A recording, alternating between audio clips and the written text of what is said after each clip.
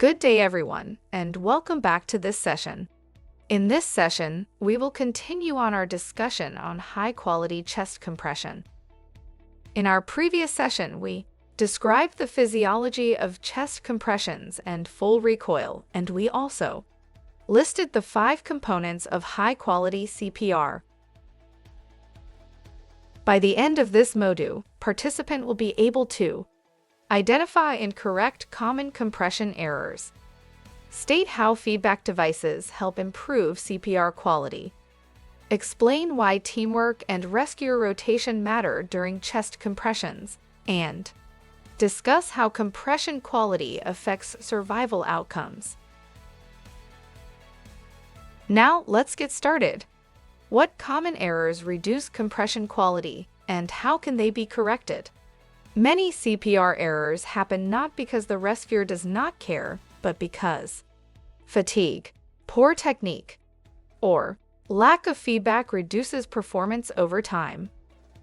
In simple terms, good CPR means noticing mistakes quickly and correcting them immediately. Shallow compressions. This reduces stroke volume and blood flow. To correct it, push harder, keep arms straight, and use body weight properly. Incomplete recoil. This reduces venous return and heart refill. To correct it, release pressure fully after every compression. Do not lean on the chest. Frequent pauses. This interrupts perfusion. To correct it, plan actions ahead and keep all pauses under 10 seconds. Uneven or incorrect rate. This causes inconsistent blood flow. To correct it, use a metronome, counting rhythm, or feedback device. Poor hand placement. This reduces effectiveness and may increase injury risk. To correct it, reposition hands to the lower half of the sternum.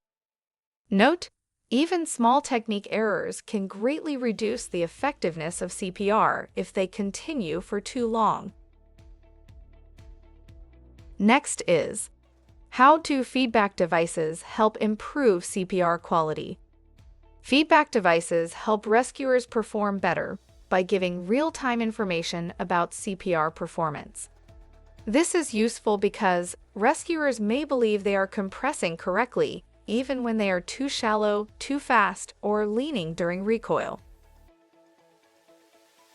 Feedback helps learners to correct mistakes immediately, improve consistency, build good muscle memory, and retain skills better over time.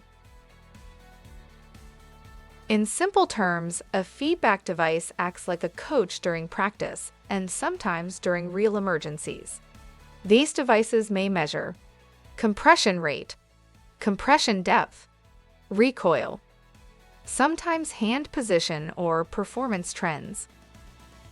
Note, feedback devices do not replace skill, but they help improve skill and accuracy. Now, why do teamwork and rescuer rotation matter during chest compressions? Chest compressions become weaker when the rescuer gets tired. Fatigue may begin earlier than the rescuer realizes, and this can reduce depth, recoil, and consistency. This is why roll rotation is important. In team CPR, rescuers should rotate every 2 minutes, or earlier if fatigue is clearly affecting compression quality. For example, a good switch should be prepared before the 2-minute mark so that the next rescuer takes over quickly without a long pause. Team coordination protects compression quality during longer resuscitation efforts. Good team CPR requires one person leading, clear role allocation, closed-loop communication, planned role switches, minimal pause during transitions. Note, strong CPR is not only about one rescuer's strength, it is also about the team knowing when and how to switch effectively. How does compression quality affect survival outcomes? Compression quality directly affects blood flow to the brain and heart. Poor quality compressions reduce the chance of return of spontaneous circulation and reduce the chance of good neurological recovery. Chest compression quality can influence whether the person survives and how well they recover. When compression quality is good, coronary perfusion improves, cerebral perfusion improves, organs receive a better oxygen supply, survival chance improves. When compression quality is poor, blood flow falls, organs receive less oxygen, defibrillation becomes less effective, survival becomes less likely. Note, high-quality chest compressions are not just a skill requirement, they are a survival requirement. In summary, CPR errors reduce blood flow and effectiveness. Most errors result from fatigue or poor technique. Quick correction and proper technique improve outcomes. That is it for this session. Thanks for watching. See you in our next session.